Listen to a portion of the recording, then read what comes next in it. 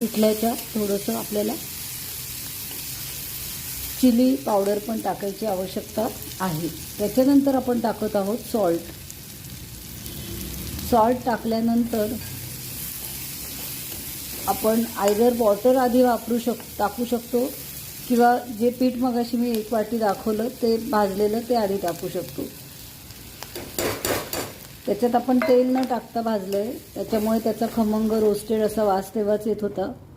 आणि आता हे तेलात 2 मिनिटं परतलं की बॉइलिंग वॉटर आपण ह्याच्यात टाकणार, जेणेकरून ते पिठलं शिजायला सुरुवात होईल।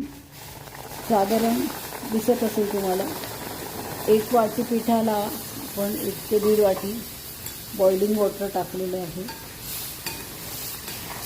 आणि ते गुठळी न होऊ देता असं छान शिजलं पाहिजे पिठलं। सॉल्ट नंतर मिक्स होत नाही, त्यामुळे आपल्याला जर टेस्ट करायचं असेल तिखट मीठ सॉल्ट काय कमी जास्त आहे तर ते आता लिक्विड फॉर्ममध्येच करायचं आहे, कारण का नंतर मग ते ॲड होत नाही अशा पदार्थांमध्ये। मला थोडंसं सॉल्ट कमी वाटलं म्हणून मी टाकलं। आता जरी हे पिठलं आहे तर हे आपण भाकरीबरोबर खाऊ शकतो लिक्विड फॉर्ममध्ये। पाणी थोडं जास्त घालावं लागेल जर इफ यू वॉन्ट लिक्विडनेस। पिठलं जे म्हणतात ॲक्च्युअल पातळ असतं आणि ते गरम भाताबरोबर पण आपण खाऊ शकतो।